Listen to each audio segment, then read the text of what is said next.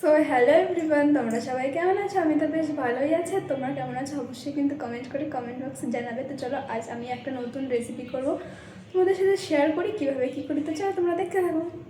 তো দেখো, প্রথমেই আমি নিয়ে নিয়েছি কতগুলো ভেন্ডি। চলো এখন এইগুলোকে বেশ ছোটো ছোটো করে কেটে নিই, তারপরে তোমাদের সাথে দেখা হচ্ছে। তো বন্ধুরা, এদিকে কিন্তু আমার ভেন্ডিগুলো কাটা হয়ে গেছে। তো দেখো, এখন কাটবো কাঁচা লঙ্কা, এই যে। তো চলো কাঁচা লঙ্কাগুলো কেটে নিই। তো বন্ধুরা, এদিকে কিন্তু কড়াই গরম হয়ে গেছে। এখন দেবো কড়াইতে পরিমাণ মতো সরষের তেল। তো দেখো, সরষের তেল পরিমাণ মতো দিয়ে দিয়েছি। এখন ফোড়নে দেবো কাটা সরষে,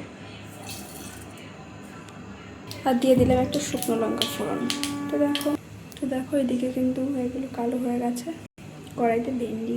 তো এখন একে একে সব কিছু দিয়ে দেবো। এদিকে হলুদ, এদিকে লবণ, আর এদিকে লঙ্কা। তো চলো, এগুলো দিয়ে দিয়েছি। এখন এটাকে লো ফ্লেমে একটুখানি ভেজে নেবো। তো চলো একটু ভেজে নিই। তো এদিকে আমার ভেন্ডিগুলো কিন্তু ভাজা হয়ে গেছে।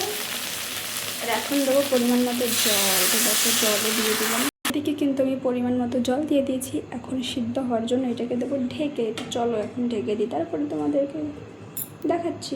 তো বন্ধুরা দেখো, এদিকে কিন্তু আমার ভেন্ডি চচ্চড়ি করা হয়ে গেছে। আর আমি কিন্তু এতক্ষণ তোমাদেরকে বলিনি যে কী রান্না করছিলাম। তো আমি কিন্তু করেছি আজকে ভেন্ডি চচ্চড়ি।